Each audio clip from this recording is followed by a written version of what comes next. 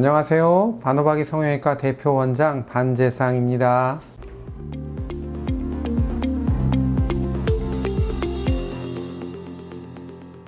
일단은 가슴 처짐이 방송 중이어서 아니죠, 우리 원장님 전화하셔서.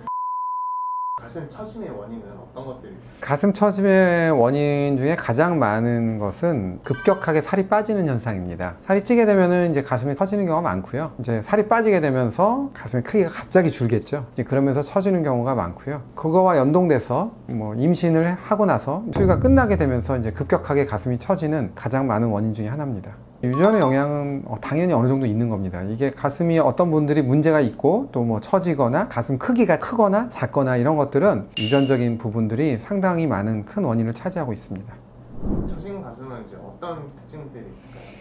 젖꼭지 위치하고 그 다음에 밑주름의 위치의 그런 관계가 중요합니다. 실제로 처져 보이긴 하지만 유두의 위치가 밑주름보다 위에 있는 경우에는 이제 우리가 수도토시스, 가성 처짐이라고 하는 경우가 있고요. 그 다음에 이제 1단계 처짐 현상은 어떤 거냐면 유두가 밑선하고 거의 비슷한 정도에 있는 거, 그걸 우리가 1도 처짐이라고 그러고요. 2도 처짐은 이제 유두가 밑선보다 한 2에서 3cm 정도 이렇게 내려가 있을 때, 그리고 3도 처짐은 3cm보다 더 이렇게 내려가 있을 때, 이렇게 보시면 될 것 같습니다. 그럼 이상적인 가슴은 어떤 가슴일까요? 보통의 경우는 일단 흉곽의 모양이 예뻐야 됩니다. 양쪽의 대칭이 어느 정도는 맞으면서 쇄골과 쇄골 사이에 이렇게 들어간 부위가 있습니다. 이 부위하고 유두하고의 위치가 양쪽이 어느 정도 이등변 삼각형을 만드는 그런 구조를 가지고 있어야 되고, 유두의 위치는 너무 처져 있지 않고 적당한 위치에 있으면서 밑선하고 관계가 적당한 위치에 있으면서 그런 가슴이 가장 우리가 볼 때 아름답고 예쁜 그런 이상적인 가슴이라고 할 수 있습니다.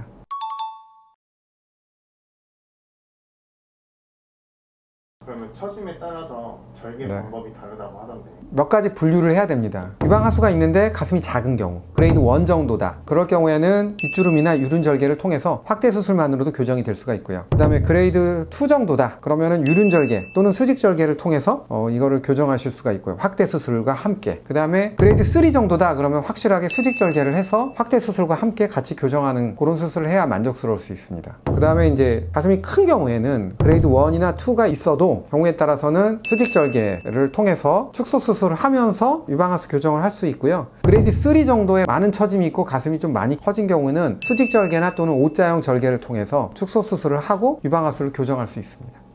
이제 O자 절개 같은 경우 흉터가 크게 남는다는 단점이 있는데 뭐든지 선택의 문제니까요. 그 O자 절개를 하는 분들의 경우는 되게 일상생활에서 여러 가지 어깨의 통증, 허리의 통증, 큰 가슴으로 인해서 상당히 많은 부분 고통을 받고 살고 있습니다. 그렇기 때문에 어느 정도 흉터가 남더라도 O자형 절개를 해서 가슴을 줄였을 때 너무나 만족스러운 그런 모습을 수술 다음날 또는 그 다음날 확인을 할 수 있습니다.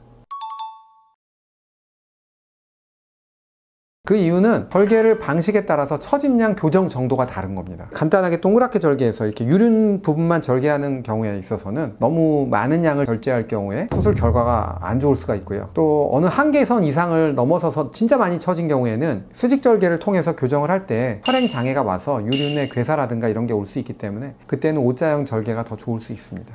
처진 가슴은 운동만으로도 개선이 가능해요? 원칙적으로 저는 안 된다고 봅니다. 운동을 많이 한다고 해가지고 근육이 커지는 거지 실제로 가슴이 커지는 건 아니지 않습니까? 그리고 또 운동을 많이 하게 되면 오히려 살이 빠져서 가슴이 더 작아지는 그런 결과가 있고 탄력이 더 없어질 수도 있습니다. 수술 이후에 다시 처질 가능성도 있을까요? 그거는 만약에 수술의 방향을 잘못 잡아서 처짐의 정도를 잘 교정을 못 해준다면 수술을 하고 나서 오히려 더 처져 보일 수도 있습니다.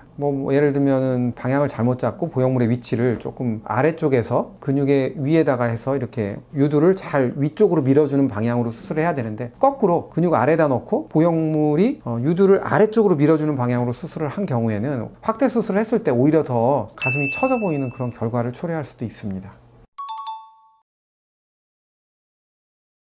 처진 가슴을 고민하시는 분들에게 꼭 해주고 싶은 말은 제일 중요한 거는 수술의 계획이 정확해야 됩니다. 그러니까 수술을 잘하는 것도 중요하지만 이분이 이렇게 왔을 때 확대만 해야 될지 아니면은 수직절개로 교정을 하면서 확대를 해야 될지 유륜절개로 절개를 하면서 확대를 해야 될지 이런 여러 가지 경우의 수들이 너무 많은 수술이기 때문에 조금 더 이 분야의 경험이 많은 의사 선생님을 잘 찾는 것이 중요합니다.